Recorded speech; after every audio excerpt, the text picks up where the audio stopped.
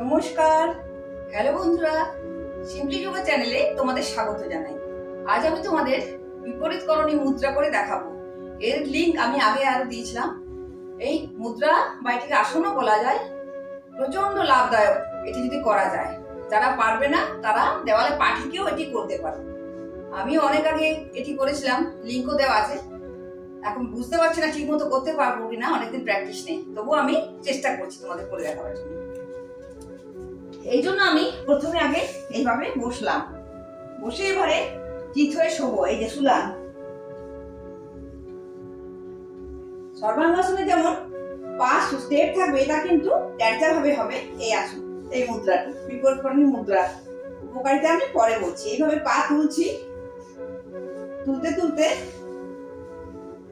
হাতের জোরে আমি পুরো বডিটাকে তুলবো হাতের সাহায্যে, কিন্তু বডিটা আমার ট্যাঁচা থাকবে। এইভাবে এইভাবে বডিটা আমার ট্যাঁচা থাকবে। আর পায়ের আঙুল কিন্তু আমি দেখবো মাথা বরাবর। এই যে কোমরটা ধরলাম, বডি ট্যাঁচা থাকবে। এইভাবে 10, 9, 8, 7, 6, 5, 4, 3, 2, 1। এবার আস্তে আস্তে আমি নামালাম শরীরটা, একটুখানি কয়েক সেকেন্ড শবাসনে বিশ্রাম। বাঁ দিক দিয়ে উঠে যাচ্ছি। এবার আমি এই পাশ থেকে করে তোমাদের দেখাচ্ছি বিপরীতকরণী মুদ্রা। এটির উপকারিতা, অনেক উপকারিতা, প্রচন্ড লাভদায়ক এই মুদ্রা বা আসনটি। এটিকে মুদ্রাই বলা যায়। আবার আমি চিত হয়ে শুলাম।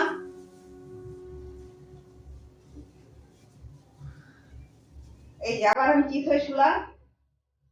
আস্তে আস্তে শরীর তুলছি, তুলতে তুলতে হাতে হাতে কোমরে হাত দেব, হাতের পরে গোটা বডিটা আমি তুলবো।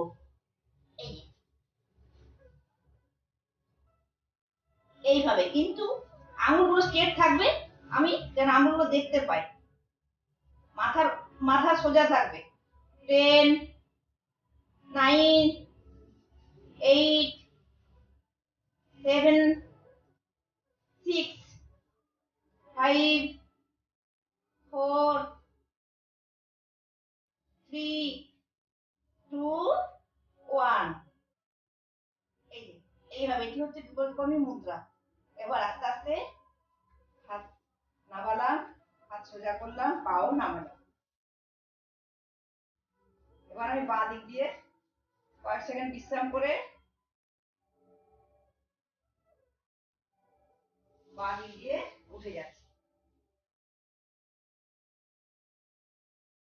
আমি এবারে উপকারিতা তোমাদের কাছে বলছি।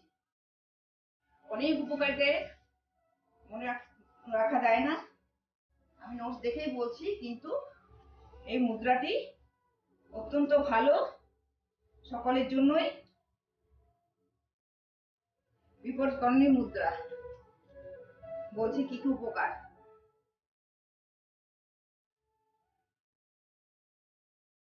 চিত হয়ে শুয়ে আর সর্বাঙ্গাসনের মতো পা দুটি জোড়া করে সোজা করে উপরে তুলতে হবে।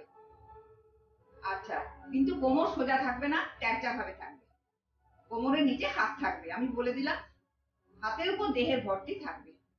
পায়ের আঙুলগুলি মুখের সোজাসুজি থাকবে, আর শ্বাস স্বাভাবিক রেখে করতে হবে। 4 বার করে অভ্যেস করতে পারলে ভালো। আচ্ছা, যারা পারবে না তারা দেওয়ালে কোমর ঠেকিয়েও কোমর লাগিয়েও করতে পারবে।